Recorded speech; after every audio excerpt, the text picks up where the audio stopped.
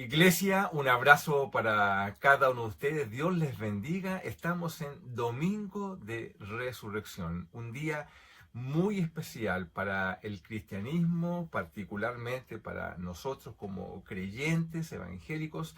La verdad es que es un día muy especial porque es el día en el cual tú y yo proclamamos la grandeza de la resurrección de nuestro Señor Jesucristo. Por tanto, te invito a que preparemos el corazón para un mensaje que busca en esta oportunidad desafiarnos justamente en torno a esta preciosa doctrina que tú y yo abrazamos con todo el corazón. Amén. Pues bien, el cristianismo está fundado en la resurrección de Jesús. Mira, si Jesucristo no resucitó de entre los muertos, el cristianismo es falso. Así de categórico. Si efectivamente resucitó, entonces el cristianismo es verdadero. Mira qué importante es la resurrección de Jesús. Ahora, la duda respecto de la resurrección del Señor se planteó desde el mismo momento en que ésta fue reportada por las personas que pudieron experimentarla. Nadie en Jerusalén al comienzo y luego en todo lugar quedó exenta de las implicancias que tiene en sí misma la resurrección de Jesús. Si Jesús resucitó luego de ser verificada su muerte justamente por sus propios enemigos, entonces ya desde ese día había buenas razones para creer que aquello que Jesús decía de sí mismo era, en este caso, el Cristo, el Mesías, era verdadero. Mira qué importante es el hecho de la resurrección. Entonces, si el fundamento del cristianismo está en el hecho histórico de la resurrección, se sigue que no es un tema que a ti y a mí nos debe dar igual, en absoluto. Ahora, de hecho, es una doctrina tan fundamental, que el apóstol Pablo dice que si Cristo no resucitó, esto está en 1 Corintios capítulo 15, versículo 14, dice que si Jesucristo no resucitó, entonces nuestra fe es vacía, no tiene fundamento, no tiene nada que entregar, porque sería falsa. Si Jesucristo no resucitó, como algunos lo proclaman, bueno, entonces nuestra fe es vacía. Mira qué importante, qué fundamental es la resurrección del Señor. Una fe vacía no tiene nada que ofrecer. Por tanto, el fundamento de la resurrección es muy importante para ti y para mí. Ahora, como creyentes debemos ser, por tanto, continuamente desafiados con relación a la resurrección de Jesús. ¿Qué tipo de desafío? Tú me dirás. Bueno, la respuesta está en la proclamación, Y esto requiere, por cierto que requiere preparación, ¿ok? De hecho, cuando Pablo estaba en Atenas, ofreciendo los argumentos para la existencia de Dios, todo iba bien en ese planteamiento, hasta el momento mismo en el cual Pablo hizo referencia a la resurrección. Mira, esto está en Hechos capítulo 17, versículo 32. Cuando Pablo estaba explicando sobre ello y entregando argumentos, dice que cuando le oyeron respecto de la resurrección de los muertos, unos de ellos se burlaban, ¿sí? Y otros decían, ya te oiremos en otra oportunidad. Es una doctrina que afecta directamente o golpea directamente nuestro intelecto, afecta nuestra capacidad de creer de manera inmediata. Pero fíjate que aún así, muchos de ellos, algunos se burlaban, otros decidieron escuchar en otro momento, pero algunos de ellos creyeron. Porque así es esta doctrina, nos confronta con el fundamento, ¿cierto?, de la fe, de nuestra fe. Entonces, ¿a qué somos desafiados, en definitiva? Bueno, si vamos a proclamar la resurrección, bueno, ese es el desafío, porque hemos dicho que el desafío al cual tú y yo estamos convocados, y particularmente en este día, es a proclamar la resurrección. ¿Y cómo lo haremos? Bueno, ¿cómo debemos hacerlo? Y es lo que te quiero plantear hoy día. Y vamos a ir al libro de Lucas capítulo 24, en una historia maravillosa, llena de anécdotas impresionantes en relación a un par de discípulos, no de los 11, sino que de otros discípulos de Jesús, que caminaban a una ciudad, ¿cierto?, llamada Emaús, y el mismo Señor, ya habiendo muerto un par de días antes, se les presenta resucitado, pero ellos no lo vieron, no lo comprendieron, sino hasta después que Él se reveló. Mira qué interesante.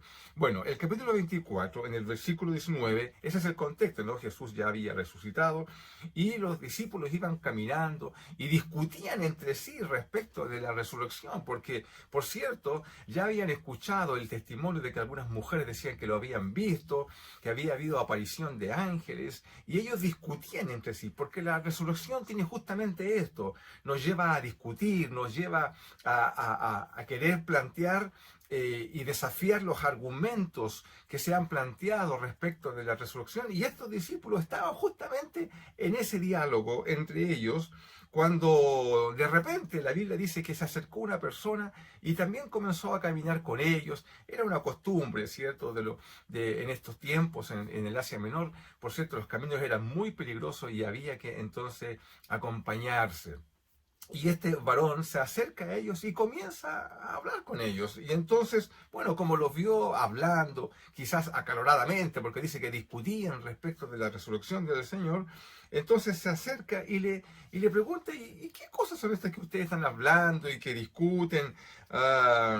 Y bueno, y ellos se sorprenden y dicen, ¿cómo tú eres el único forastero que no has escuchado respecto de Jesús, que fue crucificado, como dando a entender que toda la ciudad había sido, como efectivamente fue, conmovida por el hecho de la crucifixión de Jesús, y cómo este hombre está viviendo en ese contexto y no ha escuchado nada?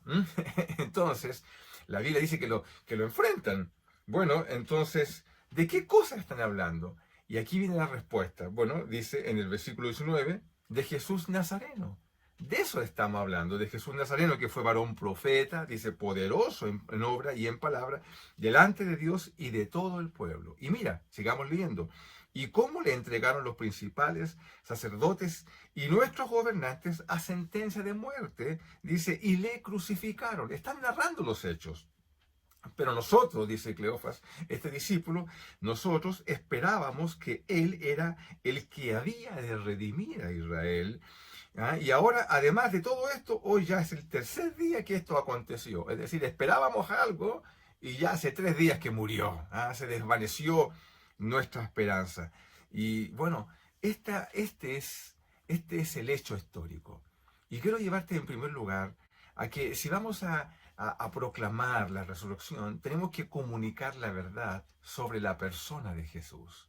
Mira, Jesús no fue solamente un hombre especial, sino que fue Dios mismo revelado. Jesús es la persona de Dios, ¿cierto? Revelada para ti y para mí, para el mundo completo.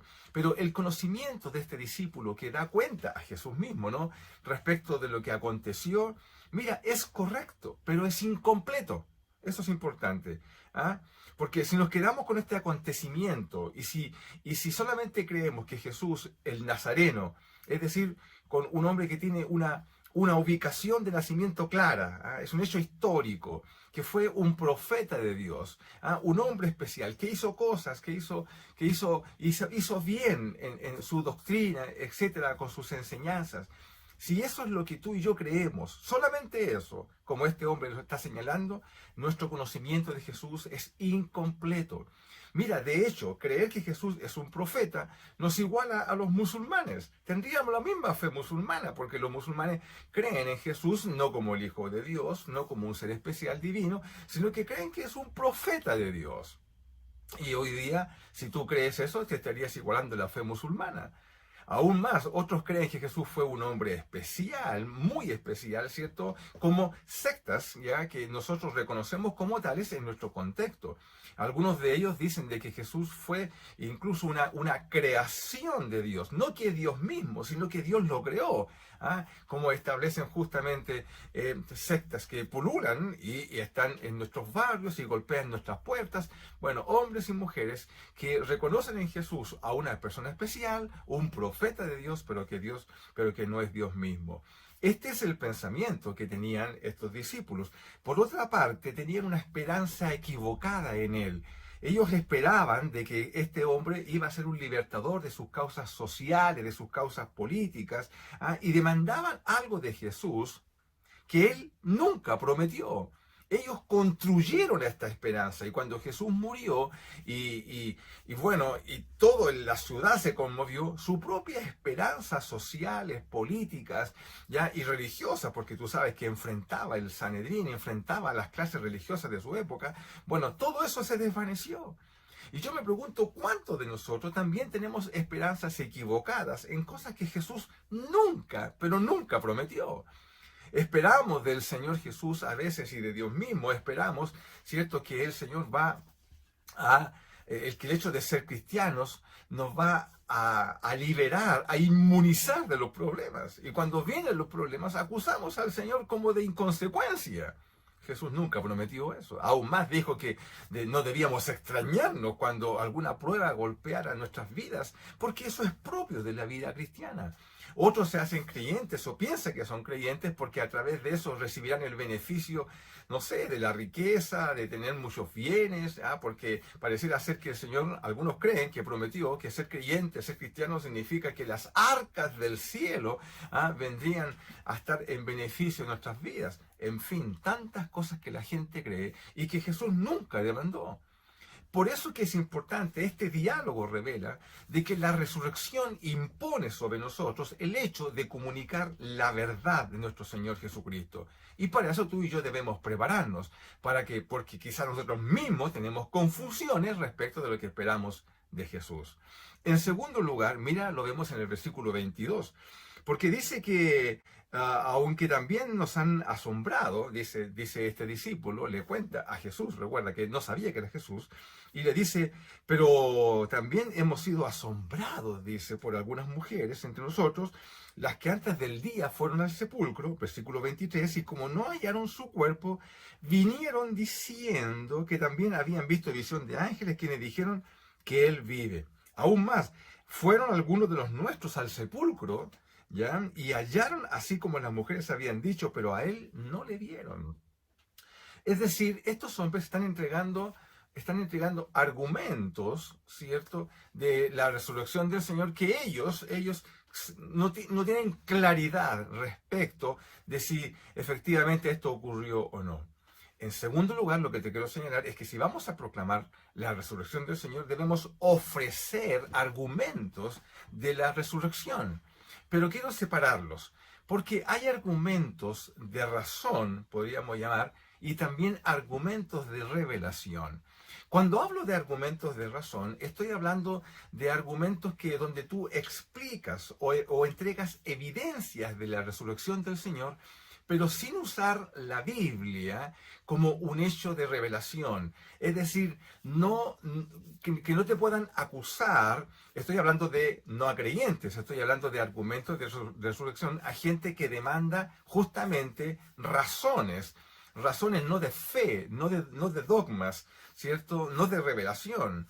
Personas que lo que necesitan es recibir, ¿qué cosa? El argumento histórico, el argumento que pueda medirse, contrastarse como cualquiera de las ciencias. Y yo quiero decirte que la palabra del Señor y los argumentos que hoy día se ofrecen sobre la resurrección son poderosísimos.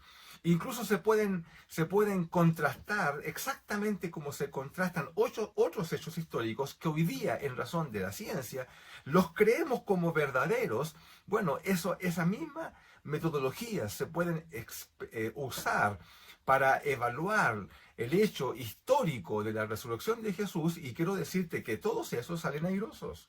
La resurrección es un hecho histórico. que fue reportado no solamente en la palabra del Señor, sino que existen autores, incluso enemigos de la fe, romanos entre ellos, otros historiadores que no creían en Jesús como el Hijo de Dios, pero que dan cuenta en sus escritos de que el hecho de la resurrección ocurrió. Es decir, incluso la misma existencia de Jesús. Muchas personas creen que Jesús fue una invención del cristianismo. Sin embargo, la literatura no cristiana da cuenta de Jesús como un personaje histórico. El hecho de la resurrección también es un hecho histórico y podríamos sumar muchos más, porque muchos testigos, la Biblia dice, afirmaron que Jesús había resucitado. Y tú me dirás, claro, pero son cristianos. No, no te confundas. Los primeros creyentes no eran cristianos, los primeros creyentes eran mesiánicos, eran judíos, para quienes, bajo ningún concepto, el mesianismo tenía que ver con la crucifixión. De hecho, el mismo texto en el Antiguo Testamento dice, maldito el hombre que muere en un madero. O sea, si había un Mesías, ese Mesías jamás iba a pasar por la crucifixión. Por tanto, es un hecho histórico muy bien fundado el hecho de la crucifixión. Además de eso, hay otras evidencias que se pueden mostrar. Por ejemplo, la cantidad de personas que estuvieron dispuestas a mantener su creencia, incluso a precio de muerte.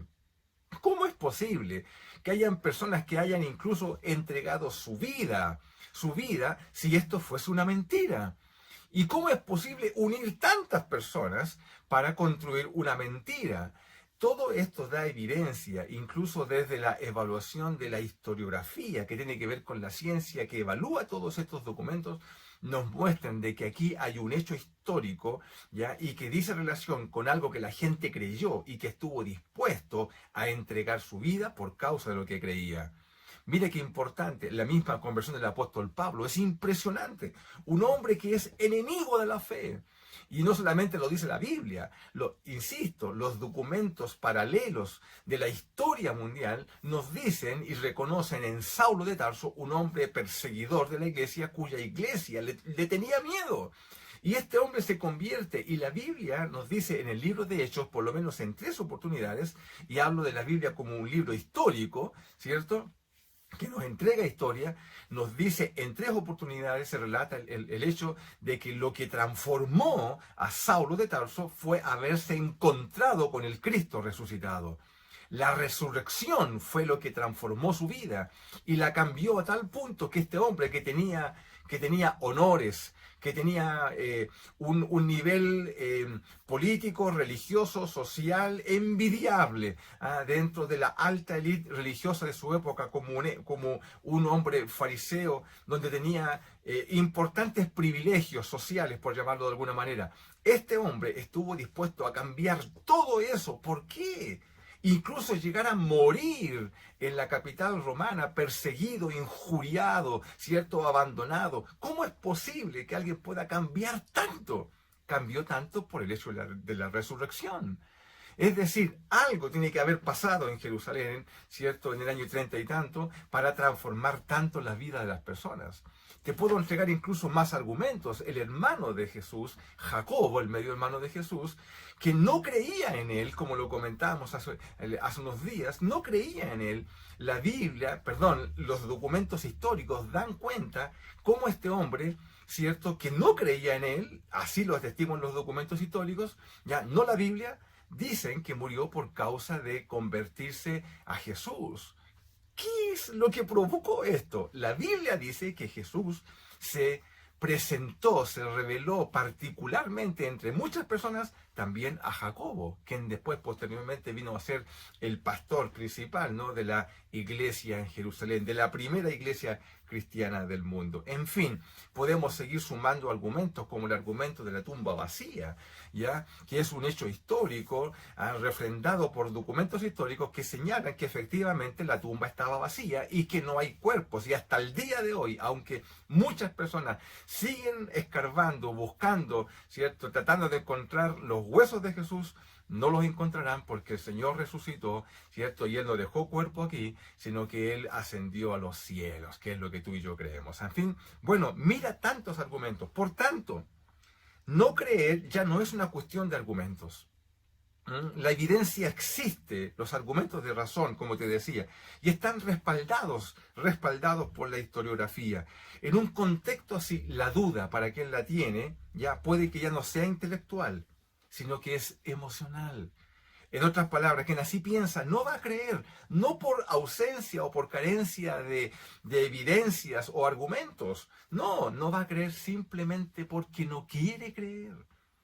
Porque no quiere creer en un Dios así. Y las razones pueden ser muchas, quizás porque está herido con la religión, porque a lo mejor algún líder que está asociado al contexto de la religiosidad lo dañó cuando era pequeño, o qué sé yo, tantas cosas que pasan, mi querido. La misma iglesia se transforma en una institución enferma, que enferma a sus miembros y enferma a los hijos de nuestros miembros, y no quieren creer en Jesús porque se les interpone algo entre medio que se llama iglesia.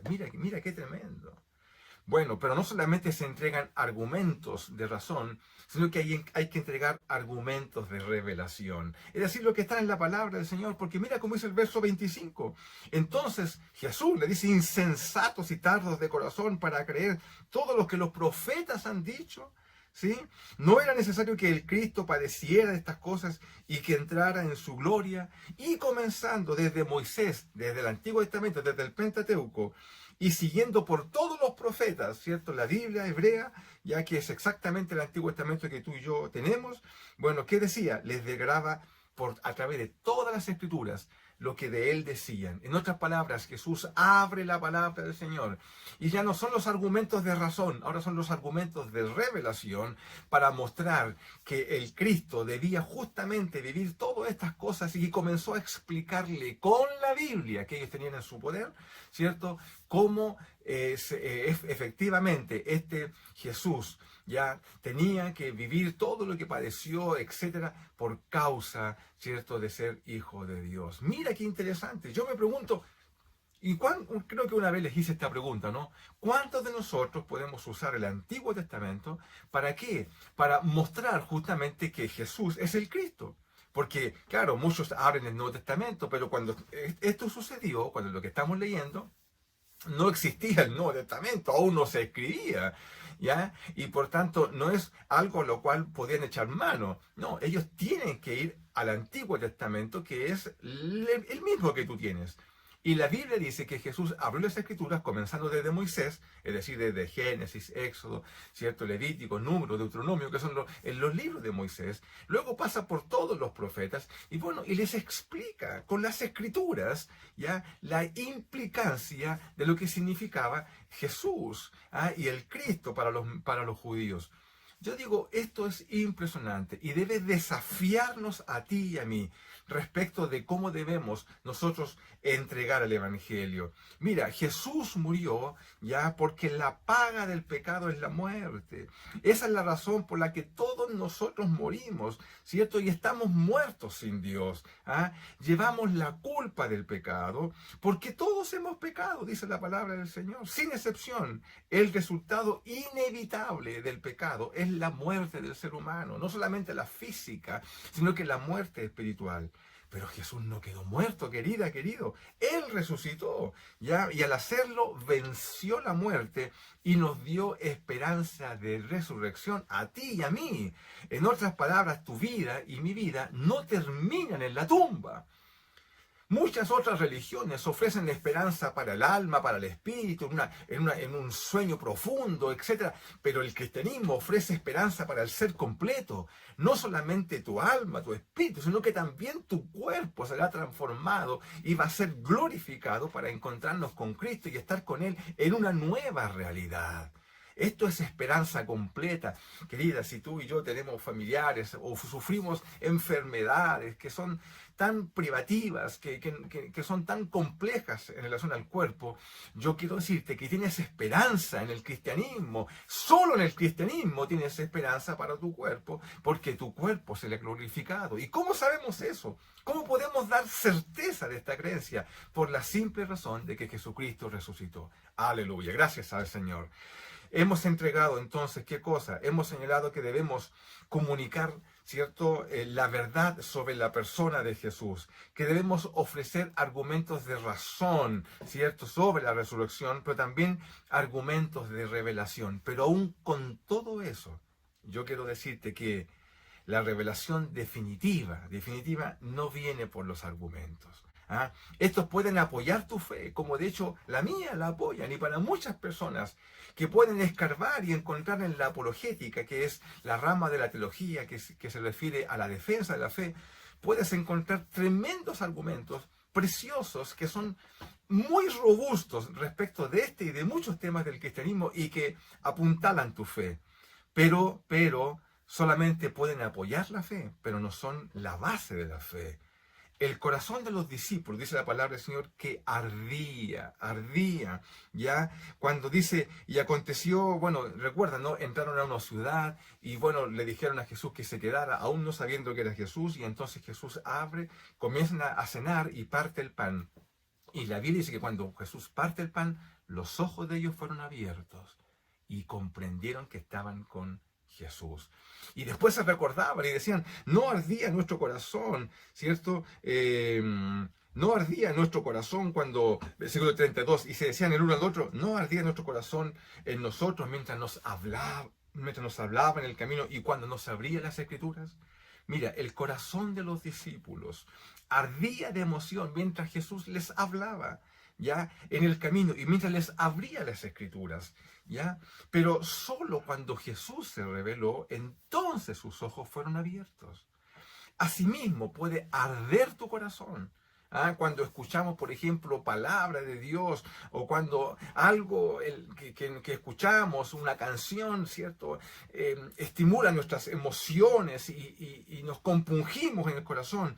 Pero solamente cuando Jesús se revela, entonces nuestra fe encuentra soporte. En este caso, aquí tienes la evidencia. La Biblia dice que Jesús les hablaba y ellos ardían su corazón cuando les explicaba todas estas cosas. Pero solo, como dice el versículo 35, entonces, y cómo le habían reconocido cuando les partió el pan. Así es, la revelación tiene referencia en el momento mismo en que el Señor se revela a tu vida y entonces toma sentido todo aquello que has escuchado. Mira qué importante, qué definitiva es la revelación del Señor. Qué definitivo es que el Señor se revele a tu vida. Por eso que hay personas que reciben muchos argumentos y los buscan, etcétera, pero Jesús no se les revela. Es exactamente lo mismo que pasa cuando la palabra del Señor, ¿te acuerdas de la parábola del sembrador?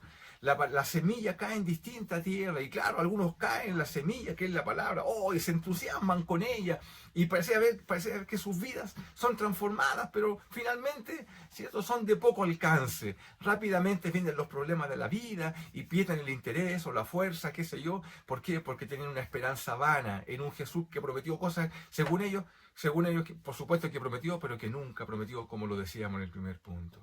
En otras palabras, solamente cuando el Señor se revela, todo el conjunto de argumentos toma sentido y comienzas a estar enfrentado de verdad al Cristo resucitado. Querida, querido, este día, domingo de resurrección, sea un día especial en tu vida, el día en donde te deleites de los hechos de la revelación, pero debes considerar que debe ser enfrentado, como le ocurrió al apóstol Pablo, en el momento mismo en el cual él se enfrentó al resucitado, su vida cambió y cambió para siempre. Yo me pregunto, ¿tú te has enfrentado al resucitado? ¿Tienes revelación de la resurrección de Jesús en tu vida? Porque si eso es así, tienes el testimonio más poderoso que cambió a cientos de miles de personas al comienzo del cristianismo y transformó y provocó la locura de la evangelización. ¿Por qué? Porque creyeron que un hombre que había estado muerto ya no estaba muerto, sino que ahora vivía y vivía para siempre. Ese es Jesús. Algún día sonará la trompeta y la Biblia dice que todos los que se fueron con el Señor vendrán y nosotros, en ese orden, seremos transformados para encontrarnos con el Señor. ¿Y por qué seremos transformados? Porque tenemos esperanza, esperanza en la resurrección. Dios te bendiga. Oramos, gracias Señor por este día. Señor, nos deleitamos, agradecemos, nos llenamos de alegría, Señor, por tu resurrección, porque por causa de ella tenemos esperanza en nuestra propia resurrección. Gracias, Señor. Bendecimos tu nombre, en el nombre de Jesús. Amén. Dios te bendiga. Un gran abrazo. Un buen día.